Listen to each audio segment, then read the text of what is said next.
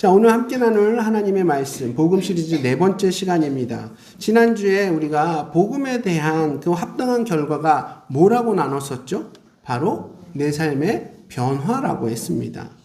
복음이 우리 마음 가운데에 제대로 믿어진다면, 우리 마음 가운데 예수님의 그 완전한 복음이 그 방법대로, 원래 방법대로 제대로 씨 뿌려졌다면 우린 반드시 삶 가운데에서 변화가 있을 수밖에 없다고 했습니다.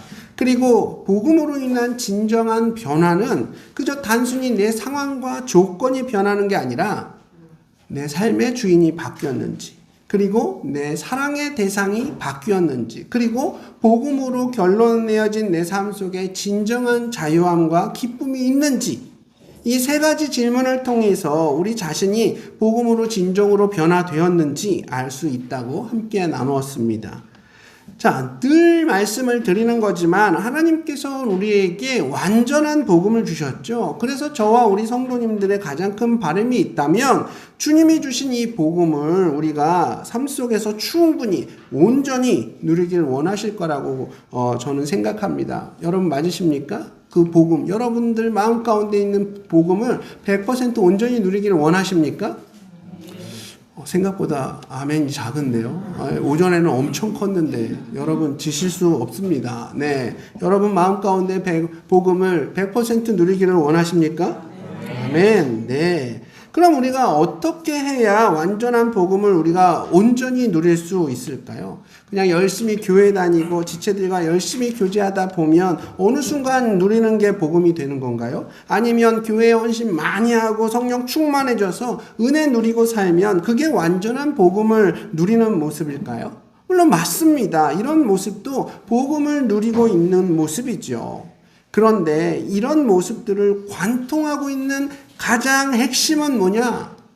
복음을 누리는 여러 가지 모습들이 있겠지만 그 가운데를 관통하는 핵심은 뭐냐? 바로 믿음입니다. 결국 복음을 가장 확실하고 온전하게 누릴 수 있는 유일한 길은 오직 믿음뿐입니다. 하나님께서 우리에게 주신 복음이 완전하고 무결점한 복음인데 이 복음을 100% 우리가 누리려면 우리의 믿음도 100% 온전해야 되겠죠. 우리가 믿는 줄 알았는데 정말 이 땅 가운데 살아가면서 믿음 가운데 살았다고 생각하는데 알고 봤더니 이게 믿음이 아니라서 난 믿는다고 꽤 열심히 살아온 것 같은데 평생을 그렇게 알고 살아왔는데 정작 하나님 앞에 섰을 때 이거 믿음 아니었네? 이러면 큰일 나는 거 아닙니까?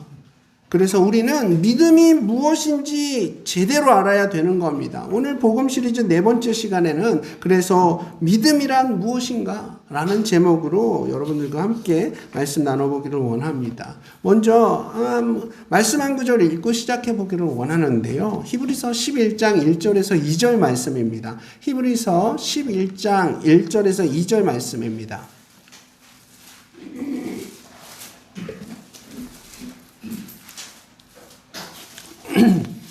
자, 히브리서 11장 1절에서 2절 말씀 함께 읽겠습니다. 시작. 믿음은 바라는 것들의 실상이요 보이지 않는 것들의 증거니 선진들이 이로써 증거를 얻었느니라. 아멘. 몇 년 전에 저희 교회가 이렇게 암송도 했던 믿음장으로 불려지는 이 히브리서 11장에 보면 믿음이란 게 뭐냐? 막연한 어떤 상상이나 어떤 심리작용이나 지식적인 동의가 아니라 뭐래요? 바라는 것들의 실상이라고 말하고 있죠. 쉽게 말해서 믿음은 그냥 생각하는 것만으로 끝나는 것이 아니라요. 실상이라는 이 단어를 헬라어로 찾아보면 확신이라는 뜻이거든요. 그래서 믿음은 진짜 보는 것처럼 믿는 것이기 때문에 반드시 우리 눈에 보이는 행동을 가져오게 됩니다. 진짜 믿음이 있으면 그 믿는 대로 행동하게 된다는 겁니다.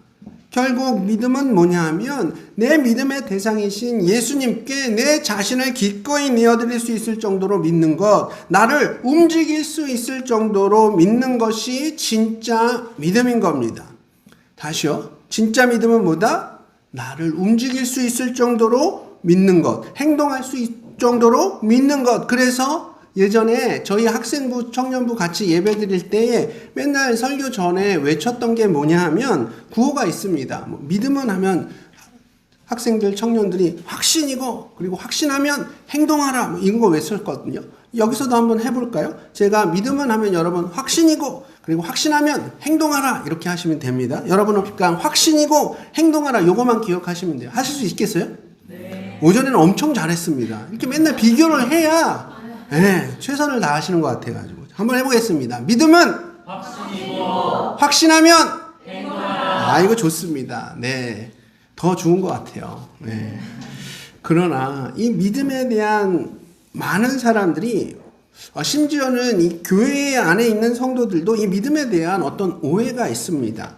그저 막연하게 진리라고 여기고 있거나 그냥 지식적으로 동의하고 혹은 내가 부정하지 않으니까 내가 믿고 있다라고 생각하는 거죠. 하나님 계시다는 거? 난 믿어요. 복음을 믿으면 구원받는 거? 나 알아요. 안 믿는다고는 안 했으니까 그럼 믿는 거라고 생각하는 거죠. 여러분, 그러나 그건 큰 오산입니다. 성경에서 이 믿음에 대해서 가르치는 걸 보면 그냥 우리 편하도록 편리하도록 애매모호하게 이 믿음에 대해서 말하고 있지 않거든요. 늘 말씀드리는 거지만 야고보서에서는 행함이 없는 믿음은 뭐라고요? 죽은 것이라고 분명히 말하고 있습니다. 우리가 하나님을 진정으로 믿는다면 그 믿음이 반드시 우리를 움직이게 하겠죠. 내가 믿는 하나님께서 나에게 하신 말씀대로 내가 행동하게 된다는 겁니다. 그저 입으로는 믿는다고 말하면서도 믿는 대로 살지 않는다면 그건 진짜로 믿는 게 아닌 거예요. 지난번에도 말씀을 드렸지만 1859년 여름입니다. 찰스 브론딘이라는 그 고개사가 세계 최초로 나이아가라 폭포 위에서 외줄타기에 도전합니다. 그 소식에 수만 명의 사람들이 나이아가라 폭포 앞으로 모여들었어요. 무려 48m나 되는 그 높이의 밧줄을 설치했고 찰스 블론디는 18kg 정도 되는 장대를 가지고 균형을 맞춰가면서 그 밧줄 위를 걸어갔습니다. 그렇게 폭포 위를 왔다 갔다 건넜던 거죠. 거기다가 줄 위에서 외발 자전거도 타는 겁니다. 심지어는 눈을 가리고도 그 외줄을 타는 몇 가지 그런 묘기들을 선보인 후에 환호하는 관중들을 향해 한 가지 제안을 하는 겁니다. 여기 모여있는 그 관중 가운데 한 사람을 뽑아서 자신의 등에 업고 폭포를 건너겠다는 거죠. 그래서 관중들을 향해 외칩니다. 여러분, 제가 여러분 중에 한 사람을 등에 업고 이 폭포를 건너갈 수 있다고 믿으십니까? 그 모여있던 수많은 관중들은 소리쳤습니다. 믿습니다. 당연히 믿죠. 이렇게 모든 이가 소리를 쳤습니다. 그러자 찰스 브론디는 또 외쳤죠. 그럼 제 등에 업혀서 저와 같이 이 폭포를 건너실 분 자원해 주십시오. 한 분만 나와 주십시오. 저기 김태환 형제 나랑 한번 건넙시다. 태환이 형제가 그러겠습니다 라고 했을까요? 거기 있던 사람들은 아무도 그 제안에 수락하지 않았습니다. 어쨌든 나중에는 한 명이 나왔어요. 그 누구냐 하면 찰스 브론딘의 매니저였거든요. 그런데 어쨌든 여기서 포인트는 뭐냐? 믿는다는 건 그저 입으로 말하는 게 아닙니다.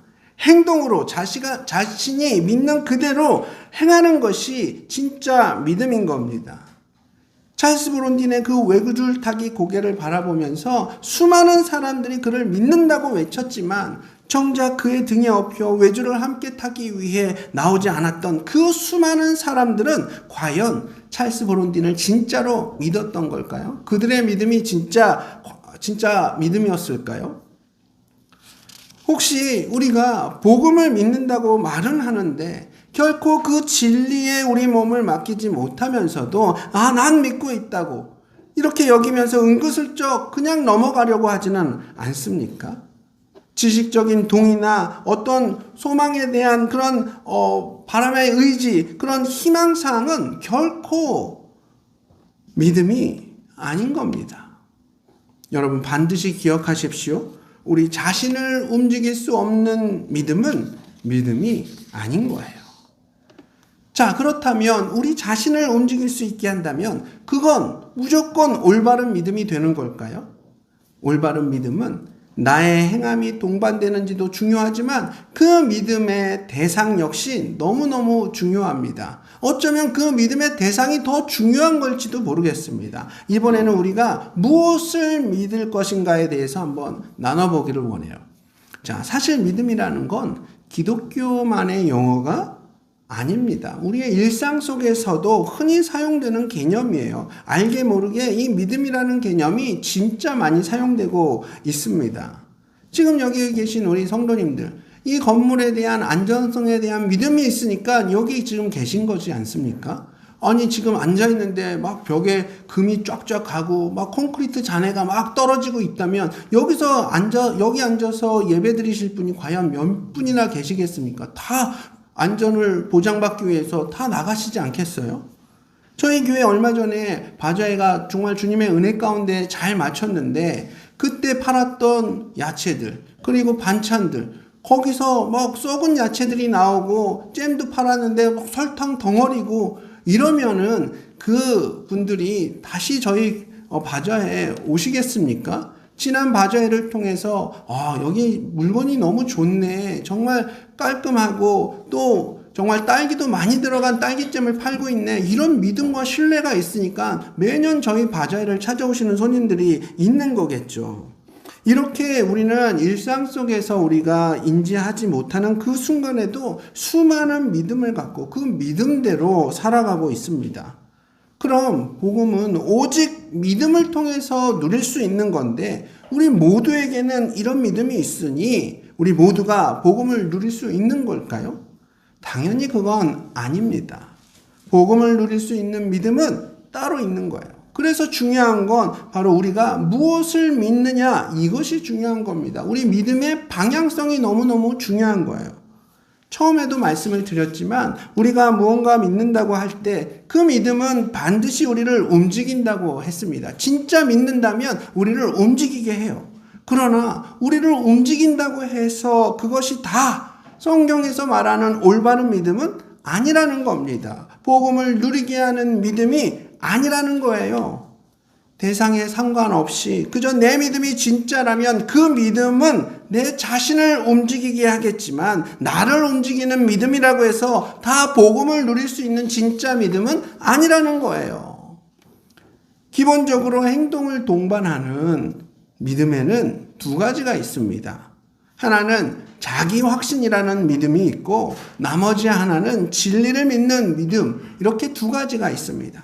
자기 확신이라는 이 믿음은 누구로부터 출발하는 거예요? 바로 내 자신으로부터 시작이 되는 거죠. 진리로 시작되는 믿음은 누구로부터 시작이 되는 겁니까? 바로 진리로부터 시작이 되는 겁니다. 여러분 여기서 기억하셔야 될 건 뭐냐 하면 믿음이라는 거 있잖아요. 내 믿음, 내가 믿어야 된다라고 얘기를 하지만 그 믿음은 나로부터 출발하는 것이 아닙니다. 내가 믿는 그 대상으로부터 믿음이 나에게 주어지는 거예요. 이 두 가지가 서로 비슷하게 보이지만 사실 서로 완전히 다른 얘기거든요. 그 대상이 정말 믿을 만한지, 그 진리가 정말 진리인지 이것이 분명해야 된다는 겁니다. 나는 정말 확실하게 믿었는데, 이거 진짜라고 내가 믿었는데 내가 믿었던 그 대상이 사기꾼이었다든지 아니면은 믿을 만한 그런 존재 대상이 되지 못했다면 그때는 어떻게 되겠습니까? 그땐 내가 믿은 만큼 황당해지는 거예요. 내가 진짜 열과성을 다해서 믿었는데 그 대상이 믿을 만한 존재가 아니었다? 나중에 그게 밝혀지면 얼마나 허무하겠습니까? 믿은 만큼 낭패를 보는 거예요. 이 땅에 수많은 사람들은 믿음의 근거가 바로 자기 자신에게 있습니다. 내가 믿고 싶은 거를 믿는다는 거예요. 그런 믿음이 바로 자기 확신인 겁니다. 예를 들면 긍정적 사고, 적극적인 사고, 이런 식의 어떤 심리작용을 통해서 나 자신에게 계속해서 동기부여를 하는 겁니다. 이런 심리작용에 대한 간단한 실험 영상을 제가 본 적이 있거든요. 사람이 심리작용을 통해서 어떤 일을 성취하는 그런 영상을 봤습니다. 이게 뭐냐 하면 한 여성이 농구 골대 앞에 서서 그 자유투 라인에 서 있는 거예요. 그래서 사회자에게 공을 전달받습니다. 그리고 슛을 해보라는 거예요. 여성이고 농구에 익숙하지 않으니까 거기서 슈팅을 했을 때 농구공이 골대 근처에도 못 가는 겁니다. 처음 슛했을 때는 그냥 근처에도 못 가는 거예요. 그렇게 10번을 던졌는데 골이 들어가기는커녕 링에도 한 번도 못 맞췄던 겁니다. 근데 이 사회자가 한 가지 제안을 하는 겁니다. 한 20명 되는 응원단을 이렇게 뒤에 세우는 거예요. 그리고 이 여성 실험자에게 안대를 쓰게 합니다. 그리고 그 안대를 쓴 여성에게 다시 농구공을 던져보라고 했어요. 안대를 쓴 이 여성이 공을 던졌습니다. 어떻게 되겠습니까? 똑같죠. 결과는 똑같습니다. 실제로는. 아니, 눈을 뜨고 공을 던졌는데도 링 근처에도 못 갔는데 눈을 감았다고 해서 달라졌을 게 있겠습니까? 그런데 달라진 건 뭐냐 하면 뒤에 응원단들이요. 그리고 앞에 있던 사회자입니다. 사회자는 공이 거의 들어갔다고 힘을 조금만 내라고 이렇게 그 실험녀를 독려하는 겁니다. 그리고 뒤에서 많은 사람들이 또 응원을 하는 거예요. 다시 한번 이 여성이 공을 던집니다. 사실 근처에도 못 갔지만 아깝게 실패한 것처럼 사회자가 멘트를 이어갔고 뒤에 있던 수많은 관중들, 응원자들도 할 수 있다고 계속 응원을 하는 거예요. 그렇게 2번을 더 던졌는데 사실 링에도 맞추지 않았지만 들어갔다라고 사회자는 그 실험녀에게 말을 한 겁니다. 그리고 진짜 들어간 것처럼 뒤에 수많은 응원자들이 막 환호성을 외치는 거예요. 처음엔 안대를 하고 있던 이 여성도 설마 했지만 진짜로 그 사람들의 환호가 계속되고 사회자도 깜짝 놀라하니까 진짜 자기가 들어간 줄 안 거예요. 자기가 공을 누른 걸로 이렇게 착각을 한 겁니다.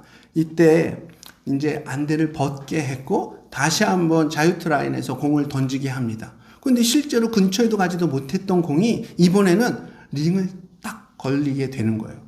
그래서 안타까워하고 다시 한번 기회를 줬습니다. 그땐 던졌을 때는 진짜 그 공이 들어가게 되는 겁니다.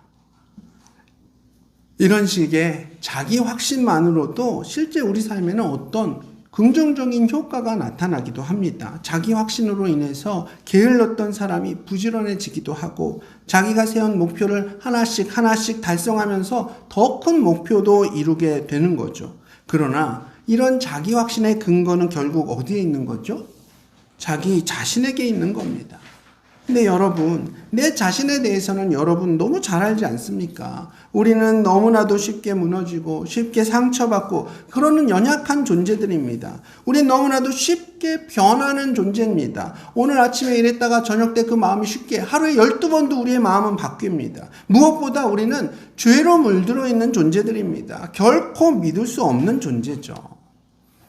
이 실험녀도 보면 주변에 응원해주는 사람이 있었고 그리고 계속 도전해보라고 이끌어준 이 사회자가 있었기 때문에 결국 그 농구공을 골대에 넣었을 수 있었던 거지 그녀 스스로 모든 것을 해결해낸 것은 아니었던 겁니다. 결국 복음을 누릴 수 있는 믿음은 그 근거가 나로부터 나온 것이 아니고요. 우리가 믿고 있는 그 진리 자체에 있는 겁니다. 믿음은 내 스스로가 만들어낼 수 있는 것이 아니라 우리가 믿는 그 대상으로부터 나오는 겁니다. 그럼 우리가 믿고 있는 그 진리가 무엇입니까? 언제 어디서나 누구에게나 영원토록 변하지 않는 것은 오직 하나뿐입니다. 여러분, 이 세상에 변하지 않는 것 무엇이 있습니까? 바로 하나님의 말씀, 오직 복음뿐입니다. 여러분, 진리의 특징이 뭔지 아십니까?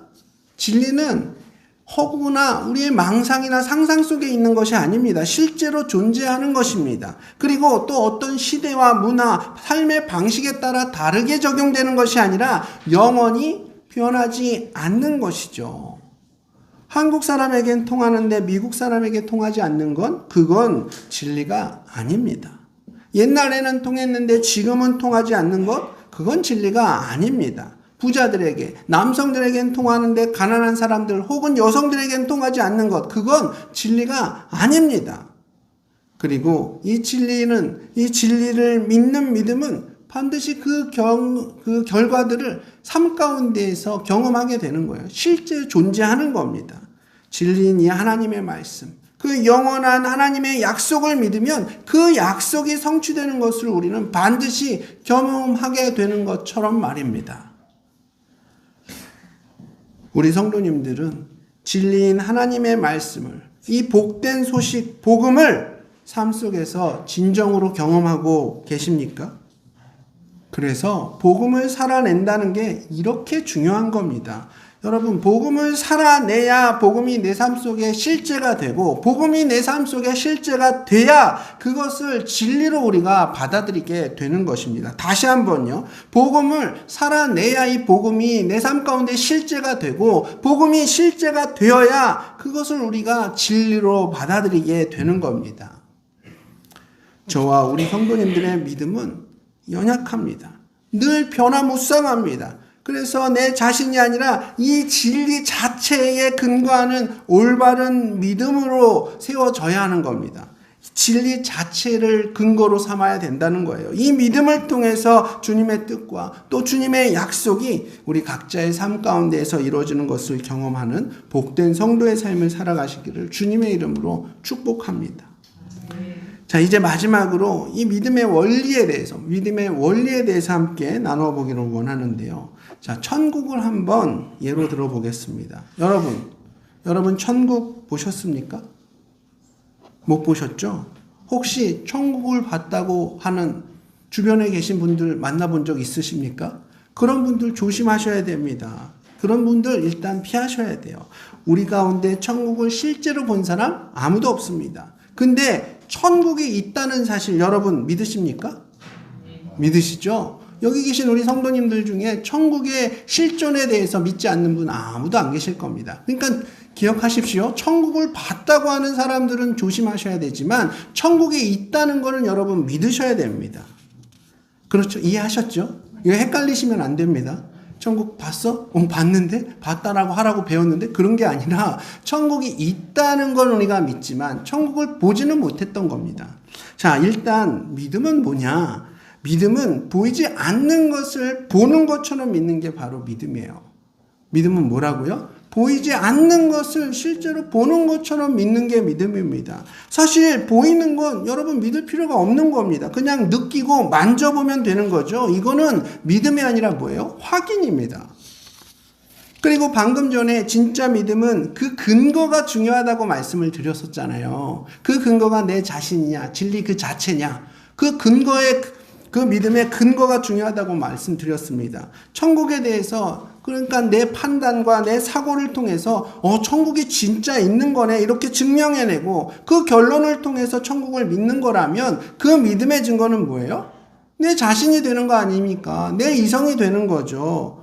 내가 진짜 신뢰하는 사람이 천국이 있다고 하니까 내가 있는 수많은 철학책과 그런 어떤 경험과 노하우들을 종합해보니까 천국 있네. 그런 결론을 낼 수밖에 없어서 그래서 믿는 거라면 이건 뭐예요? 자기 확신에 불과한 겁니다. 이런 믿음을 가진 사람 앞에 만약에 자기보다 더 똑똑한 사람이 더 명확하고 다양한 근거들을 가지고 천국이 없어 이런 결론을 낸다면 그 사람은 또 그 믿음이 금방 사라지게 될 겁니다. 사실 많은 그리스도인들이 보이지 않는 것을 보는 것처럼 믿어야 하기 때문에 때로는 혼란스러워합니다. 출애굽기 32장에 보면 모세가 시내산에 올라가서 40일 동안 산에 머물러 있지 않았습니까? 그때 하나님은 분명히 시내산 위에서 구름으로 임재해 계셨지만 그럼에도 불구하고 이스라엘 백성들은 모세가 보이지 않으니까 모세가 죽었다고 생각했어요. 그러니까 마음이 너무 불안해가지고 아론에게 달려가서 뭐라고 했습니까? 우리를 위하여 우리를 인도할 신을 만들어 달라고 이렇게 요구하지 않습니까? 그때 아론이 어떻게 행동했죠? 사람들에게 금귀걸이, 금팔찌, 장신구들을 다 모으라고 해가지고 그것으로 금송아지를 만들었잖아요. 우리는 하나님을 보고 느끼고 만지고 감각하고 싶어 합니다. 이스라엘 백성들도 출애굽하는 동안 수도 없이 놀라운 그런 기적들을 경험하고 그 기적의 현장에서 있었음에도 불구하고 보이지 않는 하나님으로는 도무지 실감이 안 나니까 그들에게 익숙했던 관습을 따라 금송아지를 만들었고 이것은 우리 하나님이 가장 증오하시는 우리 하나님의 마음을 가장 아프게 하는 우상 숭배의 모습이었던 겁니다. 하나님이 우리 눈에 보이지 않으시니까, 실제로 느껴지지 않는다고 생각하니까 우리는 체험을 원하고 더 강력한 성령의 역사를 보기를 원합니다. 눈에 보이는 그 기적보다 사실 그 기적을 일으키는, 보이지는 않지만 살아 역사하시는 우리 하나님이, 성령 하나님이 더 중요한 건데 사람들은 눈에 보이는 기적만 쫓아다니는 거예요. 여러분, 그래서 은사주의, 체험주의의 믿음이 굉장히 위험한 겁니다. 이 믿음의 관점으로 보면 주가 되시는 우리 성령 하나님은 더 약해지고 그 성령 하나님의 역사만 부각되기 때문에 본질이 빠지는, 그냥 허울만 쫓아가는 맹탕신앙이 될 수도 있다라는 거예요. 사랑하는 우리 성도님들, 이 시간 주님 앞에 결단하시기 바랍니다. 내 눈에 보이는 상황, 조건, 사람들에게 흔들려서 그렇게 울고 웃는 인생이 아니라 내 앞에 문제들이 큰 파도처럼 다가올지라도 이 모든 상황을 다스리시고 통치하시는 하나님, 내 육신의 눈으로는 보일 수 없지만 분명히 내 문제보다도 더 크시고 내 삶 가운데 실제하시는 하나님을 믿음의 눈으로 바라보겠노라. 그 믿음으로 내 앞에 있는 이 문제들을 돌파하겠노라 결단하시는 여러분 되시길 주님의 이름으로 축복합니다.